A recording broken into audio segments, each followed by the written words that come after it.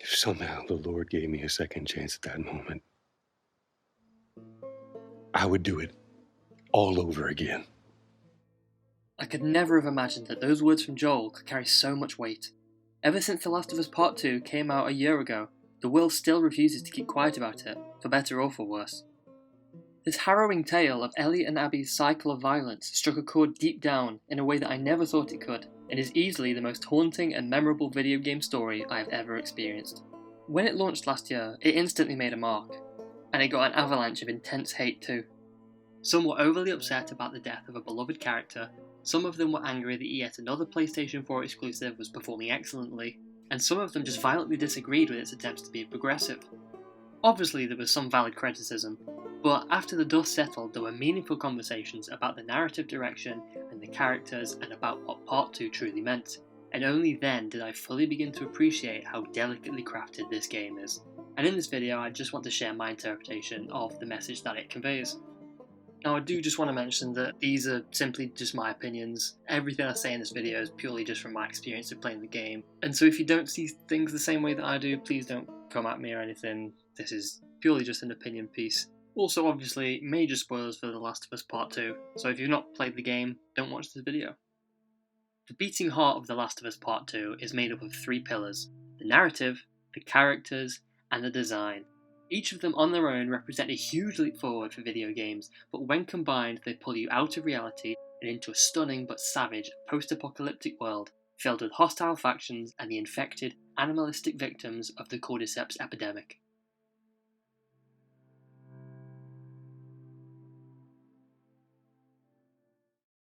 To explain what the narrative sets out to achieve, it's probably best to recap the events of the story. In Jackson, Wyoming, 25 years after the cordyceps outbreak, a devastating act triggers a burning hatred within a now 19-year-old Ellie. The brutal murder of Joel, her father figure, cannot be left unavenged in her eyes. After waging her personal war across a ravaged Seattle, she faces off against Joel's killer, the imposing Abby, and after a scrappy fight, she ultimately fails to kill her. A year later, after starting to build a family with her girlfriend Dina, Joel's brother Tommy pulls Ellie back into the fray. After learning of Abby's whereabouts, it dawns on her that she simply cannot stop until Abby is dead. And yet, as she engages in one last fight to the death with her mortal enemy, she finally begins to understand the futility of it all.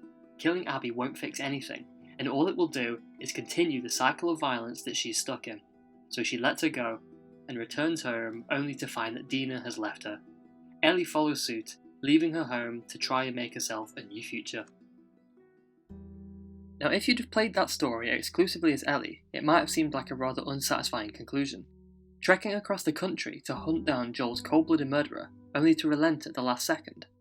But that's where the bold risk of Part 2's narrative comes into play. After spending 3 days as Ellie in Seattle, the second half of the game makes you relive those 3 days as Abby, Joel's killer. At first glance it seemed questionable, but the plot has a very specific task in mind: humanizing your enemy. The true beauty of the narrative is simple. Everyone is flawed. There are no heroes and no villains, only survivors. So your emotions are derived purely from a matter of perspective. Your knee-jerk reaction is meant to be to hate Abby. Joel is probably the most loved character of the whole series, understandably, as you spend most of the first game playing as him. Yet during that time he massacres an entire lab full of soldiers and scientists in order to save Ellie from a life-ending operation. That operation would have produced a vaccine for the cordyceps virus, because she is the only known person immune to it. It's an incredibly selfish decision, but one clearly done out of his newfound love for Ellie. Unbeknownst to Joel, that incident would ultimately be his death sentence, because the lead surgeon who was preparing to operate on Ellie was Abby's father, Jerry. No!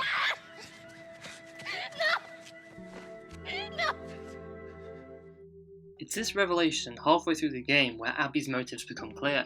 You realise that she's not that different from Ellie. In fact, Ellie and Abby are two sides of the same coin. Abby's story in Part 2 begins where Ellie's would seemingly end, with revenge. It's only when Abby meets Lev and Yara, two outcasts of the Seraphite cultists, that she begins to feel a sense of compassion and purpose, and she starts her journey to redemption. Meanwhile, Ellie hunts down and kills each of Abby's friends in the meantime, including her ex-boyfriend Owen and his pregnant partner Mel. So at the final climactic fight, after living the same 3 days as both characters, you have a much different perspective towards the character that you once saw as a one-dimensional monster. You realise she's human, just as human as anyone else in this world, and you realise that Ellie's revenge is ultimately pointless, and you'd rather she saved herself from becoming a monster. A lack of forgiveness can corrupt a person, and both protagonists almost gave into it, but both resisted. Countless players hated the fact that Joel died so early on in the game, but no matter how much you love a character, you can't gun down a lab full of people destroying mankind's chance at rebuilding and expect no consequences. Yet we instinctively hate Abby more because of how the situation's framed. When the scene of Joel's death plays out a second time, after learning of Abby's true motivations, there's a much different feeling to it. Not that it's deserved exactly, but you understand why, and at the same time you still empathise with Ellie's anger. But now you realise that killing Abby won't suddenly end this vengeful streak in her, and it won't break the cycle of violence that she's found herself in. The only way she can truly get closure from Joel's death, no matter how impossible it must seem, is to attempt to forget Abby and move on. The obsession that fuels her entire journey is selfish and corrosive to both her and her loved ones, and we see later on in the story that Ellie's choices have already seemingly cost her the life that she wanted with Dina. In both the world of The Last of Us and in real life, violence invariably begets more violence, but in the same way, a kind act can spawn more kindness. The choices we all make may seem justified in our own personal vacuums, but that tunnel vision based purely on our own experiences is dangerous and can affect others in ways that we hadn't even considered. And so empathy, radical empathy, that really is the key to eliminating hatred in humanity.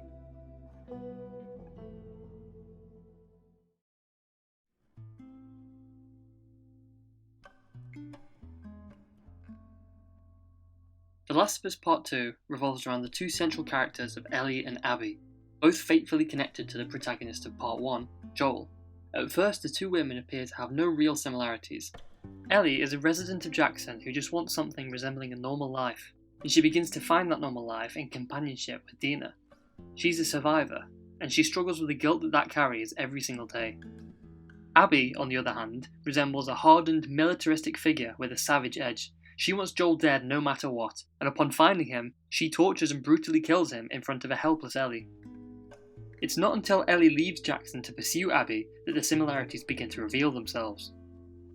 In her desperate attempts to seek retribution for Joel's death, Ellie finds and kills Abby's friends one by one. The toll it takes on her is evident. She appears visibly shaken after beating a defenseless Nora to death, and after killing a pregnant Mel and pulling her jacket open to find a baby bump, she drops to the ground hyperventilating, unable to comprehend what she's done. For now, she decides to abandon her pursuit. Ellie was just an innocent, optimistic child in Part 1, but the more and more desperate she gets to find Abby, the more that innocence begins to slip away, and the more depraved her mission becomes. It all comes down to a feeling of guilt. After finding out about the hospital incident which robbed Ellie of her purpose, she resented Joel and disowned him. Some years later, she found it within herself to begin to forgive him, but after a cruel twist of fate, he was taken from her only a day later, and she never got the chance to reconcile those feelings. She couldn't live with herself for wasting those last few years with Joel, and decided that avenging him is the only way to make things right. When Abby ambushes Ellie and her crew in the theatre, the game is flipped on its head and we're shown the origin story of our villain. Abby too was just a kid when she discovered her father murdered in the operating room at the hands of Joel. Her world had just been torn apart. That shot of a devastated child cuts back to the face of the present-day Abby, standing over a barely breathing Joel, as an all-too-familiar scene plays out for the second time. As Ellie begs her to stop, Abby brings down the golf club with a heavy strike and avenges her father. Except, it hasn't done what she wanted. She stands there, waiting for a feeling that never comes. Her face betrays 1,000 emotions. All too late, Abby realises this kill was futile, and unknowingly, she's just perpetuated the cycle of violence by placing Ellie in the position she herself was in. Abby's true redemption arc comes when she risks her own skin and her loyalty to the Washington Liberation Front to save two rogue Seraphites, Yara and Lev. Lev's decision to identify as male causes outrage within his cult and forces him and his sister to flee. In the middle of a raging war between the Front and the Seraphites, and against her better judgment, Abby risks her life countless times for the siblings, and even defies her leader Isaac to protect them from the Front. With Joel's sadistic murder weighing on her and causing a rift between her friends, she feels she has to do something to realign her moral compass. By protecting and bonding with the siblings, just as Joel did with Ellie in the first game, Abby begins to shed her regret and she finds a new sense of purpose and fulfillment. So, as she returns to find all her friends dead at the hands of Ellie, the tables feel very much turned. Over the course of Abby's 3 days in Seattle, you've grown a connection to her that you never thought you'd have. You begin to gain an unshakable feeling that she no longer seems like a true villain, but now she bears the same hatred towards Ellie that Ellie does towards her, and the cycle continues. And that is perfectly portrayed in the first savage brawl between the two, where you take control of Abby against the person you'd spent the first half of the game playing as. Despite her killing Jesse and almost killing a pregnant Dina, it's no longer a black and white situation. The similarities between what Ellie has done and what Abby is doing are undeniable. They're no better than each other. In the later stages of the game, when you rejoin Ellie and Dina a year later, something is off. You can't quite place it, but it's there. And it's not long until Ellie's PTSD shows itself, when the devastating events she experienced in Jackson and Seattle cause her to have an episode. Despite gaining this perfect life with Dina and her baby JJ, she still feels a part of her is missing. And when Tommy visits with news of Abby's location and a heavy guilt trip, Ellie's expression says it all. The mission isn't over. The temptation for closure is simply too great. And so that night, despite Dina's pleas, Ellie leaves her and the farm behind in order to finish it. In the final act of The Last of Us Part 2, the player is presented with a very uneasy dichotomy between them and Ellie as the climax approaches. The tired, blood-soaked Ellie in Santa Barbara is virtually unrecognisable compared to the one that left Jackson.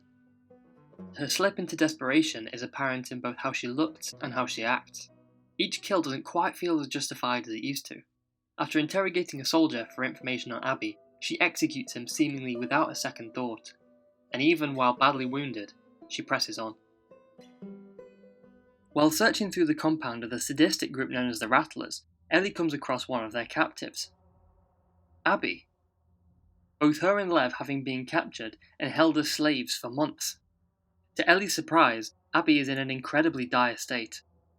Stunned, she releases them and hesitantly follows the two as they head towards a boat to escape. Ellie's agonising silence here speaks volumes, and it gives the player a time to reflect too. Personally, I had a realisation right here that my emotions no longer aligned with Ellie's. At the start of the game, I wanted the same thing that she did. Revenge on Abby. After living through Abby's eyes, and now seeing her utterly broken, however, I'm now internally begging to Ellie, please don't do this. It's not right. But eventually, after hesitating for what seems like an age, her hint of uncertainty subsides, and she utters to Abby, I can't let you leave. Even now, with Abby defeated and not wanting the fight, Ellie has one thing on her mind. She goes as far as threatening an exhausted, defenceless Lev to get Abby to react. And then they engage in their final, scrappy fight. All the hatred that Ellie had harboured towards Abby up until this very moment is unleashed in a torrent of fury as she relentlessly slashes away at her weakened enemy. Losing 2 of her fingers in the struggle doesn't stop her. And as she gains the upper hand and comes within an inch of drowning Abby, her blind rage is interrupted by a momentary thought of Joel, and Ellie finally has the same realisation that Abby had.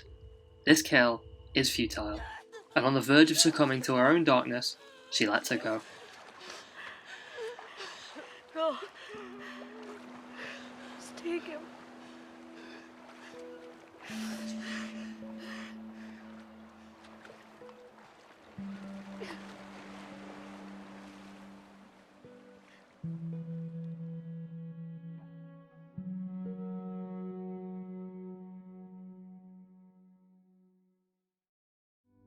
Ellie's reason for letting Abby live is left intentionally ambiguous. Was it a realisation that she isn't that different from Abby? Was it her own way of forgiving Joel? Did it dawn on her that she might be enjoying the killing a little too much? Whatever it was, in sparing Abby's life, she regained her own sense of self-control, which was practically absent for her entire journey. Ellie has committed numerous acts that she morally disagreed with, but she rationalised them by telling herself that her cause was the just one, and that it would all be worth it once Abby was dead. And on the brink of her goal, she comes to the realisation that it simply isn't worth it. Both of them eventually realise that the hate needs to stop somewhere. Abby just happens to get there sooner. Despite their seemingly contrasting natures on the surface, Ellie and Abby are simply at different stages on the same path. One will stop at nothing to get revenge, because she believes that it will somehow make everything okay, and the other has already gotten her revenge and found that it hasn't fixed anything. But more importantly, they both find that love and forgiveness, even in seemingly impossible circumstances, is infinitely better than hatred, and is the only true path to closure.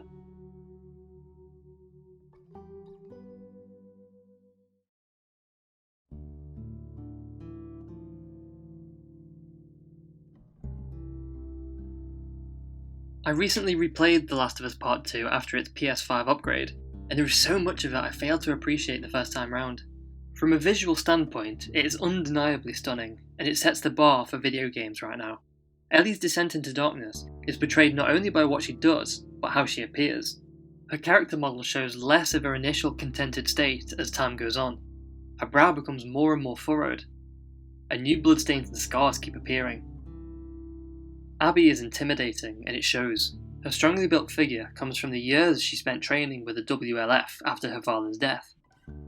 The performance capture for both characters, and every other character to be honest, is spot on with what the actor's feeling, and the micro-expressions in their actions and faces are excellently brought to life. By the time they meet in Santa Barbara, Ellie and Abby are both so visibly broken. Ellie is dirty and bruised, a shell of who she once was, but all she cares about is retribution.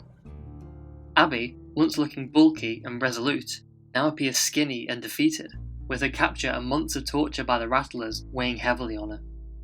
The environments are there to match, and America left behind by the devastation of the cordyceps pandemic. In Jackson, you're instantly hit with a sense of warmth within this changed world, with people banding together to make life better for each other. The streets and shops are makeshift, but everyone manages to get by, as an unmistakable feeling of community lies within the town. The cold winter wilds surrounding it perfectly represent the ravaged outside world, dark, dangerous, and unforgiving. When you venture to Seattle, it's got an eerie, almost Chernobyl-esque feel to it, as if everyone just up and left.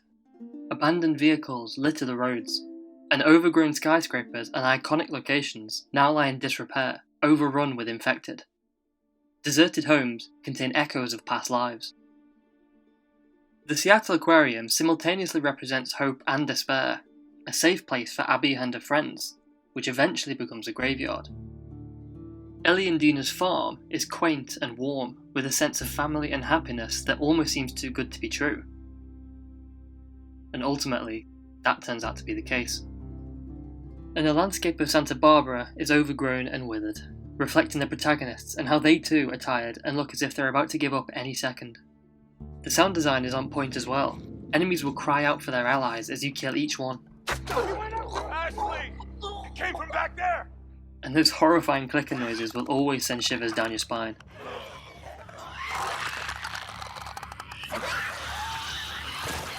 What fully completes this experience though is Gustavo Santaolla's soundtrack. The familiar theme music is there with a deeper and more detached feeling to it.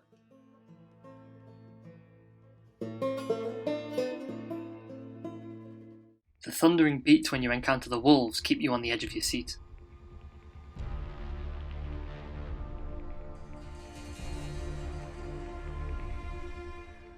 But my favourite track has to be Beyond Desolation, the final track of the game. As Ellie finally begins to come to terms with Joel's death, she departs from the empty farmhouse, leaving his guitar behind as a somber yet hopeful melody plays into the credits.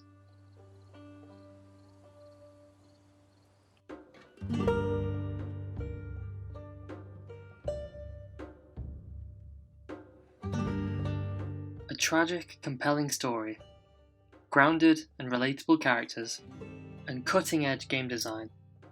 That's what makes The Last of Us Part 2 so iconic. Considering the bold risks that Naughty Dog took with the story, getting the game to land on all four wheels was never going to be easy. Some would say that it didn't, that Abby's story was forced, and that they couldn't empathise with her. But even if you didn't feel for Abby, seeing her side of events at least showed you that Ellie's revenge would ultimately be a waste. Maybe what this game is about is reflecting on yourself and your own tendencies. It could be that your reaction to Joel's death shows how you would handle hatred. Would you let it consume you as it almost did to Ellie? Or would you see it from both sides and realise that there are no winners with revenge, only losers? It's not the first game to make you question your actions, but I think it pulls this off better than any other I've played. Humanising the villain and making you understand their motives is one thing, but to take that even further and turn the tables completely, leaving you unsure of which side you stand, that's not easy, but it works to great effect here. The harrowing, visceral events that these characters experience are intentionally disturbing and memorable, and the bleak world that they're a part of matches that perfectly. I've always struggled to put my love for this game into words, but right now, I feel I understand where it stems from. The Last of Us Part 2 may well have changed the way that I see gaming. It's an unforgettable experience that'll drag you out of your comfort zone and make you think. It'll stay with you for a long, long time, and in my book, it really is something special.